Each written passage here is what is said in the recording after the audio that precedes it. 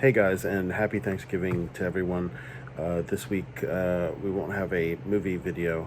Unfortunately, we ran across issues with the algorithm, so hopefully we can get it all solved by next week. But we were going to have Raising Arizona this week, so in its place we'll just have the handy dandy info section from Raising Arizona, and hopefully we'll have the actual video up by next week or something. We also had a backup in Squid Game, but that didn't work out either.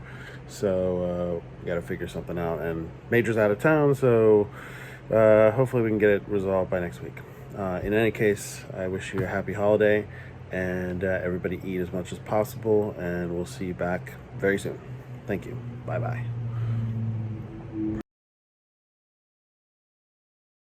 Welcome to the handy dandy info section for Raising Arizona.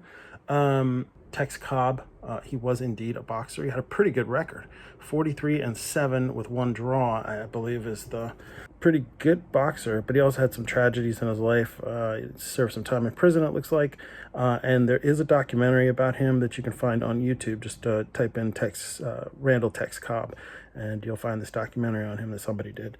TJ Kuhn, who played Nathan Arizona Jr., he's a real estate agent in Arizona. So he did not go into being a child actor, probably a good choice. And he seems to be a pretty well-adjusted guy, just looks like very average and normal. He was put in the movie by his father, who thought it would be a fun thing for him to do. So the budget for the film was $6 million. Barry Sonnenfeld was the director of photography. Looks like it was done on Panavision lenses. That doesn't look like it was done on Cooke anamorphics. It looks like it was done on aspherical, probably Zeiss primes or super speeds. So here's a couple of...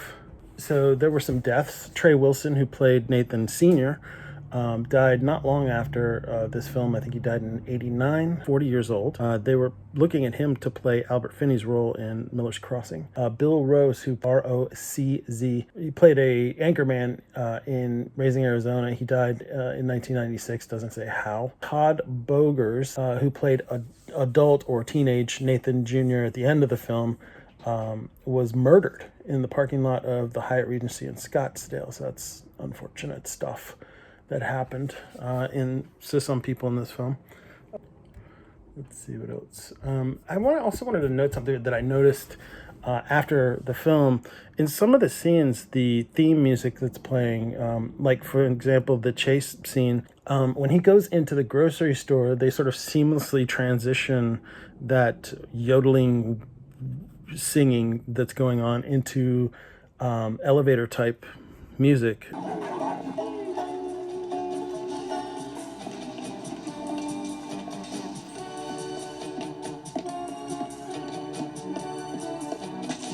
And I thought that was so very clever. They do it in a few scenes.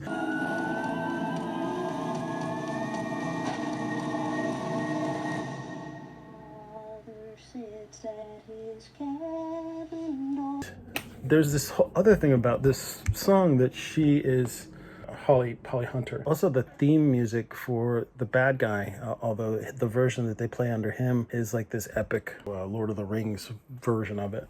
And I noticed that the song has some very, very chilling lyrics. My races run beneath the sun. My sentence is waiting for me, for I did poison that dear little girl whose name was Rose Connolly. It's noted here in this article that we hear Holly Hunter sing that last verse as to the baby Nathan Jr. in Raising Arizona. So the song is called Down in the Willow Garden. And there's been a lot of people who've played a version of it, including the Grateful Dead, Jerry Garcia, Art Garfunkel, Nick Cave and the Bad Seeds, Chapin Sisters. A couple last little points. It took 10 weeks to shoot the film, so it's roughly 60 days. 70 officially, but weekends are off, usually Saturdays and Sundays, but who knows, maybe they shot all the way through. Certainly was a lot to shoot in this film. I didn't see anything about second unit teams. I looked up about working with the kid. Didn't say anything about what their technique for getting Nathan to do those great takes was. It did say that there were a lot of babies that were fired.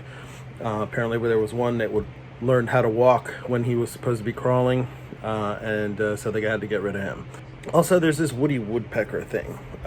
So there's these moments where you see the tattoo of Woody Woodpecker. I thought it was a prison tattoo thing. It could be, but it says in the this little fact sheet about it that the Cage saw H.I. as a cartoon character, specifically Woody Woodpecker.